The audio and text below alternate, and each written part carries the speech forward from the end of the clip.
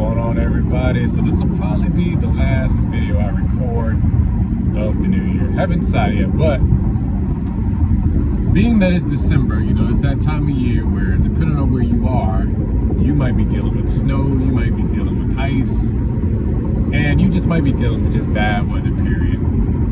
So with that said, probably gonna title this video, "What's the Rush?" or "Take Your Time," something like that. So I was actually covering a day run Tuesday, the first day I came back from vacation. I did a day run Tuesday, and as I was coming back,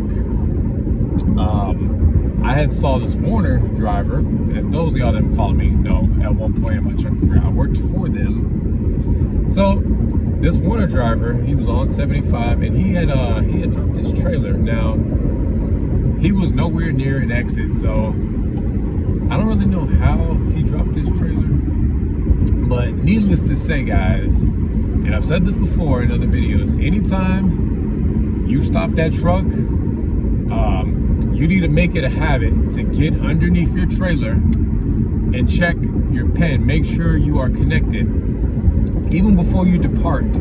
Just because you hear that click, or just because you do a tug test, guys, never assume. Get under that trailer, guys. I'm gonna say it again. Get under your trailer and make sure you are properly connected.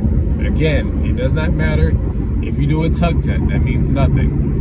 Get under there, check. If you're pulling pups like me, you need to be checking anything that has a fifth wheel. You need to be checking both of those fifth wheels. Because if you drop a trailer on the interstate, your company is more than likely going to terminate. Now, yes, some of y'all that have been following me, you guys remember that video where I talked about how I dropped the trailer. Yeah, Trucker D dropped the trailer, guys. I dropped the trailer. Now, luckily for me, when I dropped that trailer, I was on the yard, and of course that's why I didn't get fired. Now, had I dropped it on the interstate, we probably would have been having a different conversation. But as far as the weather, like I said, some areas, you know, it's getting snow, ice, what have you. I want you guys, and this is for my new, I take that, but this is for any driver out there. I want you guys to take your time. It's no rush. If you're OTR, I'm pretty sure you have plenty of time, because when they give you these lows, most of the time, they give you more than enough time. So there's no reason why you have to be tailgating one another. There's no reason for it. If you're going down the mountains, take your time going down those mountains. Don't let those owner-operators bully you down the mountain, or just even if you're on flat land, period. Don't let them bully you on the road. Do what is comfortable for you. Point blank, period. Do what's comfortable for you.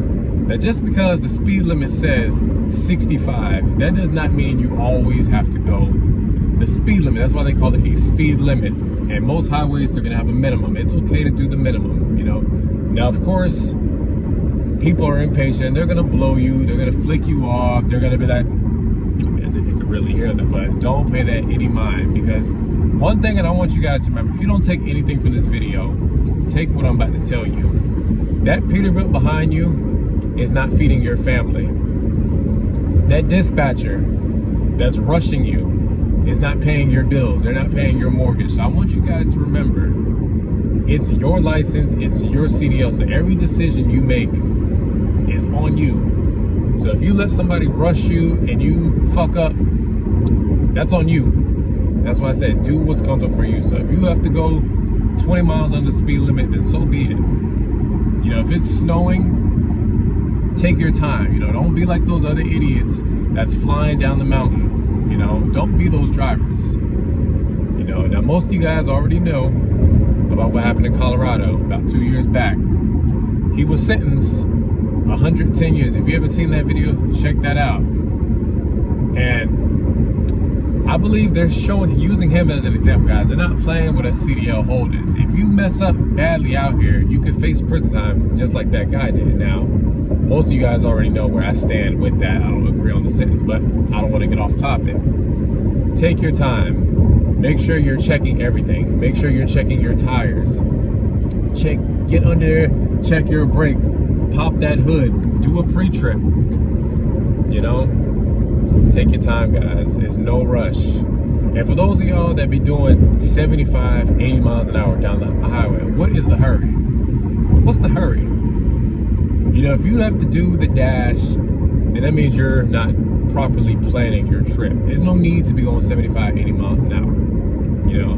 Now, my particular track that I drive, I'm set at 68. That doesn't mean I always have to go 68. If I know the conditions are bad, I'm gonna slow it down. You know, I will put that pride aside and slow it down. Point of this video, guys, is protect your CDLs, take your time, and just make sure you're checking everything. That way you're not making reckless, careless decisions out here, guys. Because like I said, they're not playing with a CDL, they're not playing. Catch y'all on the next one.